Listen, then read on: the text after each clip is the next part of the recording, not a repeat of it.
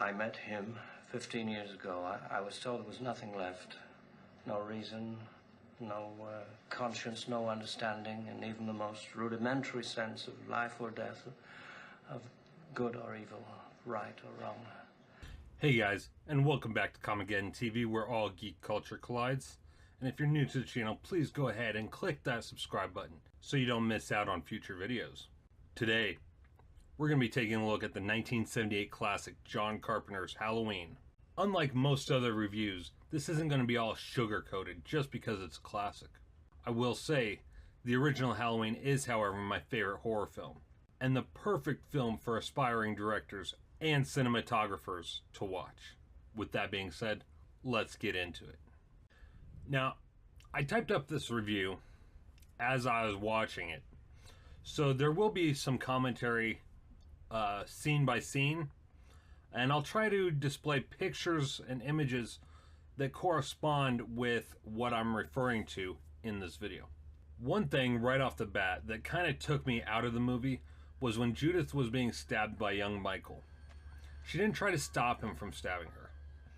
All she did was cover her breasts and try to dodge his stabs by just swaying an inch to each side.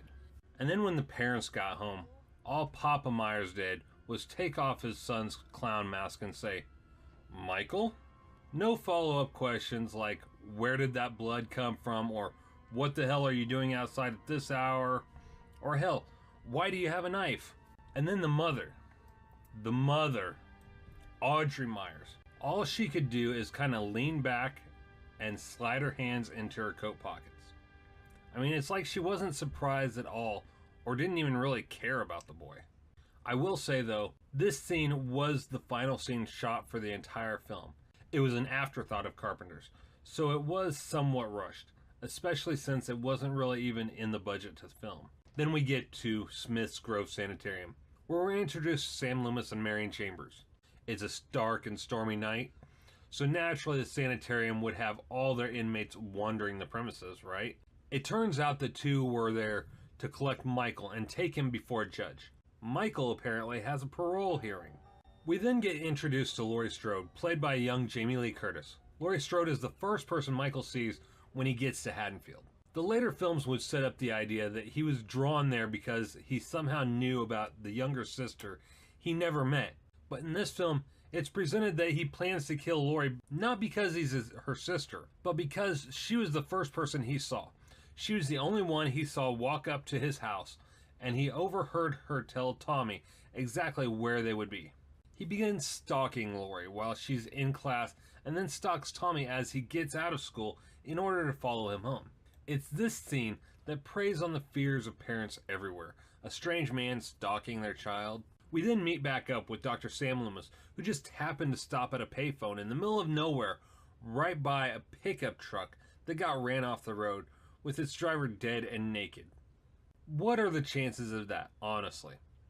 That he would happen to come across that payphone, not knowing that there was a wreck off to the side, covered by the brush. He just happened to see it as he was exiting the payphone, getting finished up with his phone call. He walks over, he sees the wreck. He doesn't notice the dead body off to the side. He just notices Michael's gown. Let's count how many times Linda says "totally" in this next scene. 3 times at school, then twice more before Laurie notices that she's being stalked. "Hey jerk, speed kills." And Michael slams on the brakes, and we're expected to believe that he can hear them say "can't you take a joke" under their breath just before he drives off. We then get another "totally." And how the hell did Michael disappear behind the bush without the girl seeing his feet walk by? The bushes aren't very thick. You can see the grass and sunlight on the opposite side. Then we come upon Lee Brackett, the sheriff of Haddonfield. In the shot directly following the girls breaking off, Lee Brackett comes off as a bit of a dirty old man.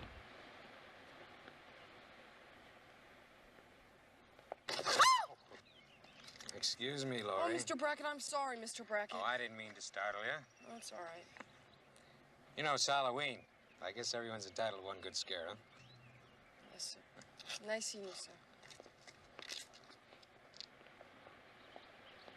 Excuse me, Laurie.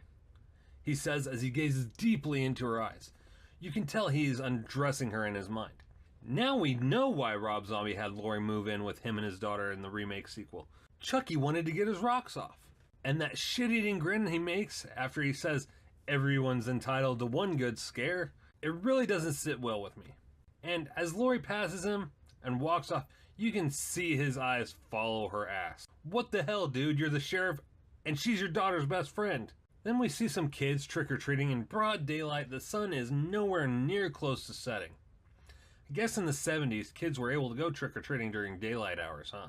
And he tells Laurie she'll be by to pick her up at 6 p.m. This is supposed to be Illinois. Why the hell is the sun still so high in the sky on Halloween Day at 6 p.m.? And if Laurie doesn't smoke and can't stand the taste of it, why are she and Annie passing a cigarette back and forth in the car? It doesn't really make sense. Michael's obviously been wearing the mask most of the day, but the alarm to the hardware store is just now going off or even being noticed. I mean, you could tell off in the distance when you see him in the driver's side of the car as he's passing by the girls. He's wearing the mask. When you see him from behind walking, he's wearing the mask. Why is the alarm to the hardware store just now going off? Then again, Brackett gives a special smile and wink to Laurie. That's it. That's who Jamie's father is. Lee robbed the cradle and got his hands on Laurie. I knew I didn't like that son of a bitch. We're expected to believe that neither one of the girls noticed the same car that was following them as they walked home from school is still following them again? They only drove across town. It's not that big. How is it dark by the time they reached the Doyle's house when the sun was so high in the sky just moments before? And what the hell happened to Michael's parents? At the cemetery, the only headstone, or at least the only one that's supposed to be there, is Judith's. We see absolutely no signs that their parents died as well. In Rob Zombie's version, his mother committed suicide and his biological father wasn't in the picture. But in the original version, they seem like an ordinary family. So where are Michael's parents during all this? If they were dead too, wouldn't their graves be next to their daughters? We then get a nice shot of Annie's camel toe as she's on the phone with Laurie while babysitting Lindsay Wallace. So not only can she not act, she also can't dress herself either.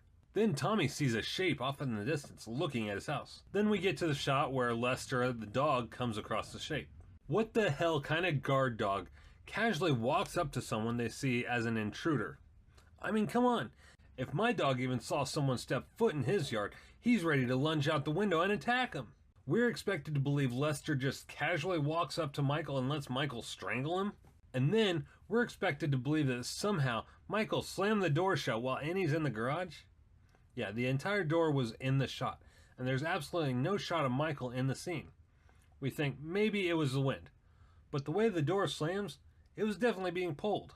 And what the hell kind of teenage girl would go driving around with no pants on? Come on. I know it was the 70s, but still. Okay, so enough with the negatives. Like I said, the original 1978 classic, Halloween, is one of my all-time favorite movies. The film itself, it was clearly inspired by Alfred Hitchcock.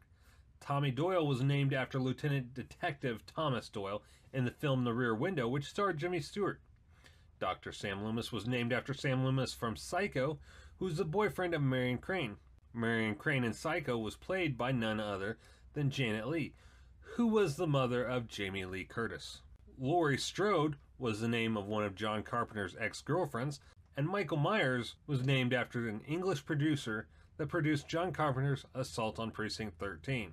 Carpenter's inspiration for the evil that Michael would embody came when he was in college.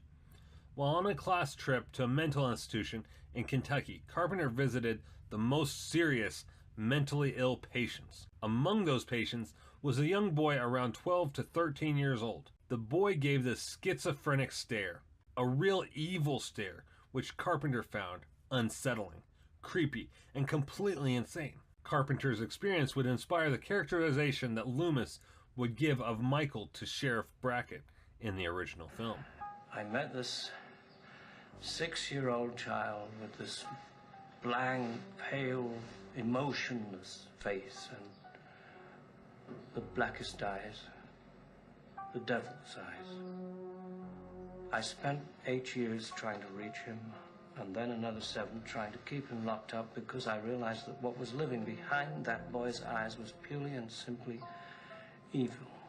The scene where Michael pins Bob to the wall with his butcher knife is one of the greatest shots in horror history. The head tilt that Michael does while admiring his handiwork is copied in multiple movies and TV shows. Michael and his head tilt was also the key inspiration for Glenn Jacobs when he became The Undertaker's little brother, Kane, in the WWE. At least during the early years, anyway.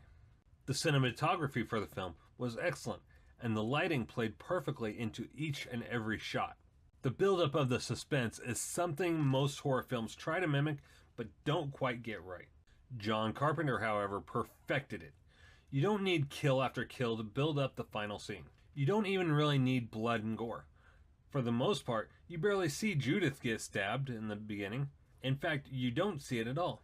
All you see is a hand thrusting a knife up and down and Judith screaming, then falling to the floor with a little bit of blood. The shot was completely inspired by the way Alfred Hitchcock shot the shower scene for Psycho. We see a mechanic who's already dead when Loomis stumbles upon him, but we don't see any of the wounds. And every time Michael kills someone in the film, it's during the last half of the film, and you don't even really see the kills. The cinematographer doesn't include them into the shots, but you know what's happening because your brain pieces everything together. This is where most horror films get it wrong. They think kill after kill is the way to build up the suspense, throw in multiple jump scares, and you have a modern day horror film. But it's not the kills and the jump scares that build up the suspense in Halloween. It's the character development and the music. Most of the time we don't even see Michael Myers, but the music lets us know that he's close and the characters we've been following could be attacked at any time. But the attacks don't come when you expect them to.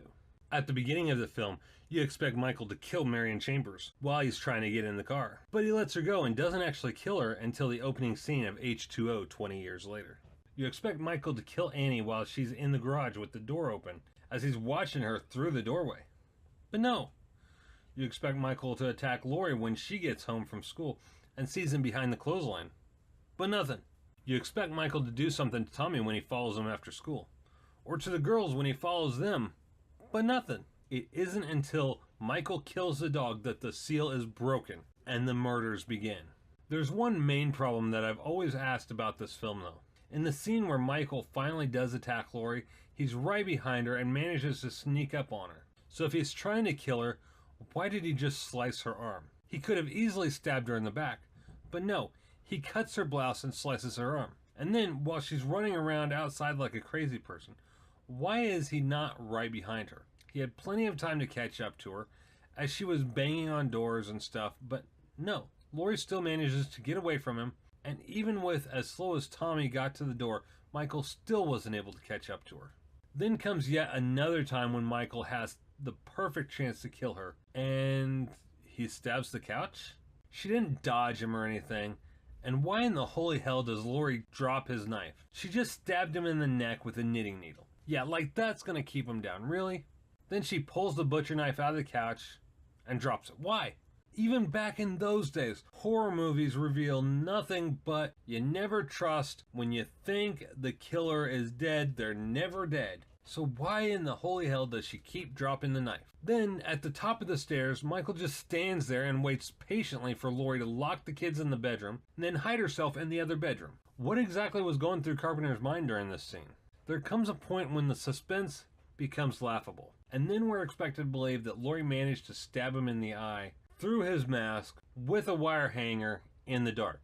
Then she takes his knife, stabs him, and then drops it again.